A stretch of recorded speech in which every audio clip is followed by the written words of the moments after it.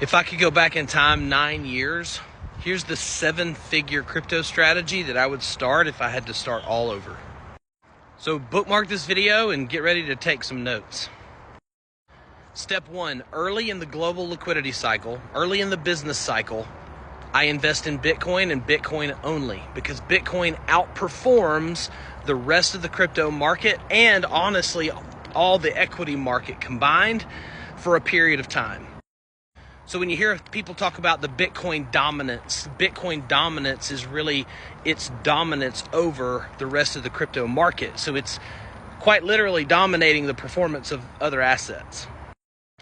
Step 2, and simultaneously with my Bitcoin investing early in the global liquidity cycles, the simultaneous step is I am enhancing my crypto literacy skills, my DeFi skills.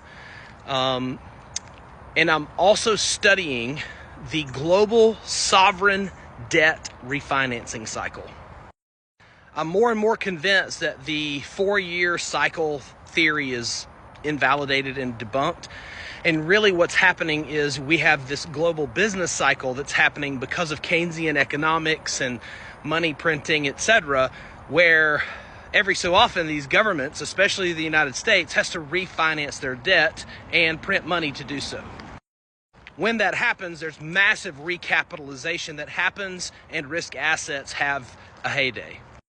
And if you've seen any of my previous videos, this is where I talk about crypto literacy skills and market cycle knowledge are the two main drivers of wealth in crypto investing.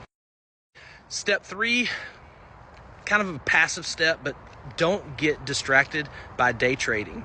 And don't get distracted by traders who are also influencers. They're going to give you myopic, short-term distractions. If you're a position investor, none of that really matters. Next, I'm going to pay close attention to the ETH BTC chart. This is your major proxy to when the altcoins are going to start outperforming Big Daddy Bitcoin. Because until that bottoms out and reverses course, Bitcoin is outperforming basically the rest of the market, give or take a few handfuls of exceptions like XRP has the last 6 or 7 months. And if you want to get really witty, you can follow the XRP BTC chart. You want to find a major large cap altcoin that acts as a representative of the rest of the altcoin market in competition with Bitcoin.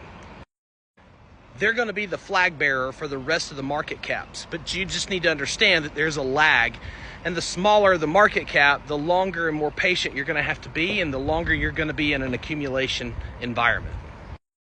I'm going to keep a close eye on the DXY, which typically, not always, not 100% of the time, but most of the time, it moves conversely against equity markets' risk-on assets.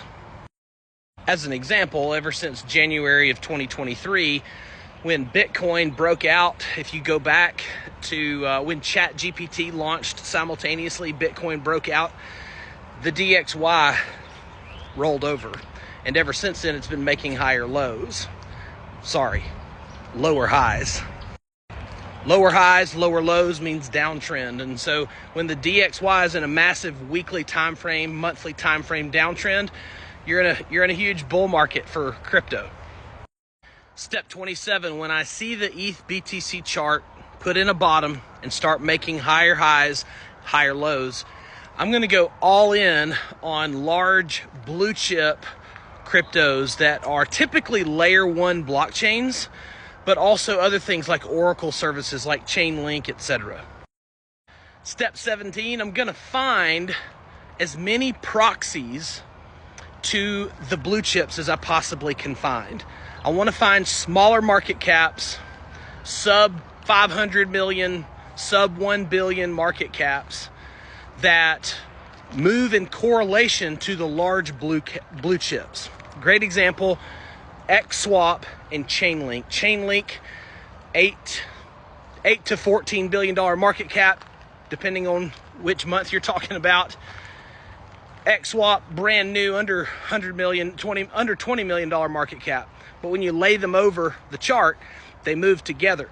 So if I believe in a blue chip, and it's going to go 5, 6x in a bull run, then my small cap, my micro cap that moves in correlation to it has a really good probability of making life-changing money. Step 65, I'm always going to have a framework. I'm going to have an operating system, a business plan for my portfolio so that I'm not playing the crypto slot machine. Mine that I personally subscribe to is what I call the crypto flywheel method. If you want to learn more about how to do this, go to cryptoyall.co and watch my 12-minute overview video. And if you like what you see, you can schedule a one-on-one video call with me. Step 17, I'm never going to invest alone. I'm going to make sure I'm in a community of people who share my core values and worldview. Because investing in crypto alone, as dumb as this sounds, is really dangerous. It's a high-risk, high-reward playground, and you need feedback loops. You need constant data. You need sound judgment, and you need wisdom of the crowd. Last but not least, gotta have an exit plan. You gotta have a profit-taking strategy. And I'm gonna go ahead and tell you, this is the hardest part of crypto. The euphoria, the parabolas on the chart, the amount of capital that you're going to experience, the amount of capital increase that you're going to experience is breathtaking. And it's really hard to fight the urge to keep hodling when it feels like the bullet train is just going and there's nothing that can stop it. You gotta sell into the strength. You gotta sell despite the headlines. You gotta sell, and you gotta know where on the Mount Everest mission you're going to get off of the trail. You need a plan in advance on paper that will hotwire your greed. If you found this video helpful, validating, reassuring, please put a number 5 in the comments so I know that you were here. And please also consider liking and following. This is my only profile. I'll never DM you. I'll never ask you to send me your investment dollars. I'll never ask you to a Telegram group. I'll never ask you to a WhatsApp group. That's not me. That's one of my thousands of imposters online. I only do one-on-one video calls with people. So like and follow for more, and check out cryptoyall.co.